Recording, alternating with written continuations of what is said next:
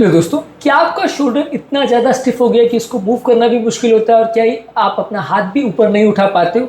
ये बीमारी को फ्रोजन शोल्डर बोलते हैं और इसमें क्या क्या आप चीज़ें फॉलो कर सकते हो, क्या क्या इस मामले में इंपॉर्टेंट टिप्स है, आज इस पर बात करेंगे। टॉपिक पर जाने से पहले जो लोग हमारे चैनल पर नए हैं उन्हें रिक्वेस्ट करूँगा कि चैनल को सब्सक्राइब करें, वीडियोज़ को फ्रेंड्स फैमिली के साथ शेयर करें, क्योंकि ये कंटेंट किसी की ज़िंदगी बचाने और बदलने के लिए उपयोगी हो सकता है। तो बगैर समय बिगाड़े चलिए शुरू करते हैं हमारे साथ इनका सफर। क्या आप या आपके परिवार में कोई व्यक्ति फ्रोजन शोल्डर की बीमारी से परेशान है? उसको कितनी ज़्यादा दिक्कत आती है, कमेंट सेक्शन में लिख के हमें बताएं। फ्रोजन शोल्डर के पेशेंट्स को जेंटल मूवमेंट्स करनी चाहिए दिन के शुरुआत में। यदि आपका जॉइंट कैप्सूल टाइट हो जाता है तो रेगुलर स्ट्रेचिंग करने से आपके जॉइंट की मूवमेंट थोड़ी बेटर होती है, स्टिफनेस थोड़ी कम होती है और मूवमेंट करने में आसानी होती है। इसके अलावा अगर आपको थोड़ा बहुत डिस्कम्फर्ट हो रहा है तो वो कंपेरेटिवली दिक्कत नहीं है। एक्सरसाइज के दौरान अगर थोड़ा पेन हो रहा है, पर अगर पेन बहुत ज़्यादा शार्प और कंटिन्यूस अगर पेन हो रहा है तो इसका मतलब आप बहुत ज़्यादा एक्सरसाइज कर रहे हो, तो उसके हिसाब से आप अपनी एडजस्टमेंट कर सकते हो अपनी इंटेंसिटी को। यानी कि थोड़ा पेन अगर हो रहा है तो वो एक्सेप्टेबल है, बहुत ज़्यादा पेन हो रहा है तो एक्सेप्टेबल नहीं है। तो उस हिसाब से आप अपनी एक्सरसाइज की एक्टिविटीज़ को प्लान कर सकते हैं। इसके अलावा सिंपल घर पर एक्सरसाइज करिए, जैसे कि पेंडुलम स्विंग एक्सरसाइज होती है, वॉल क्लाइंबिंग एक्सरसाइज होती है, फिंगर वॉक एक्सरसाइज होती है, टॉवल स्ट्रेचेस एक्सरसाइज होती है। ये आपकी मोबिलिटी को इंप्रूव करती है। दिन में 1 से 2 बार इसको करिए। ये सारी एक्सरसाइज आपको फिजियोथेरेपिस्ट सिखाते हैं, आप उनसे प्रॉपर टेक्निक सीखिए और उसके बाद इसको करिए। घर पर ये सारी एक्सरसाइज करने से आपको सिग्निफिकेंट फायदा मिलता है।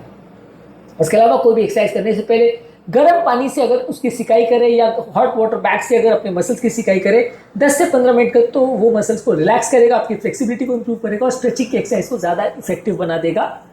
इसके अलावा आप एक्टिव रहिए, लेकिन बहुत ज़्यादा अपने मसल को स्ट्रेन मत करिए। थोड़ा बहुत डेली एक्टिविटीज़ करेंगे तो मसल की रिकवरी और जॉइंट की रिकवरी में फायदा करेगा।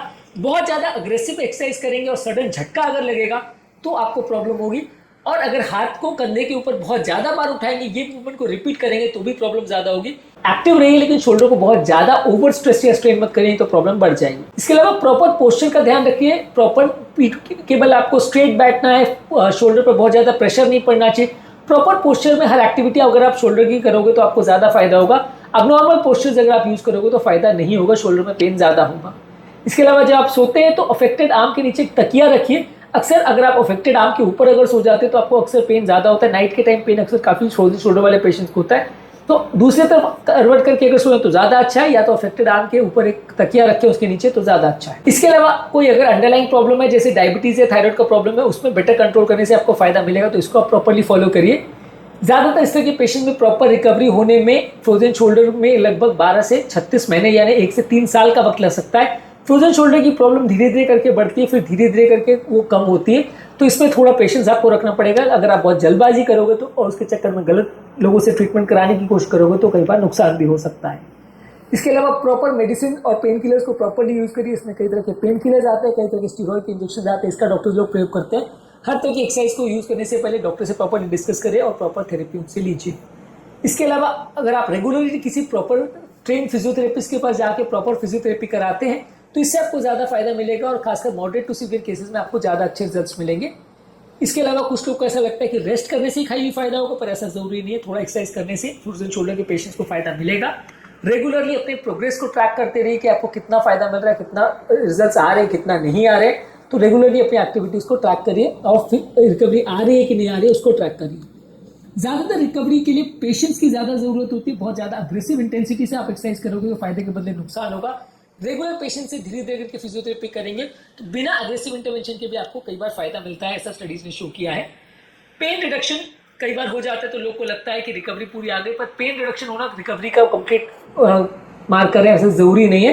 पेन रिकवर होना का मतलब ये नहीं कि स्टिफनेस पूरी चली गई। स्टिफनेस के लिए आपको फिर भी काम करते रहना जरूरी है। पूरी तरह से रेस्ट करना कई बार स्टिफनेस को बढ़ा सकता है, इसलिए बहुत ज़्यादा रेस्ट मत करिए।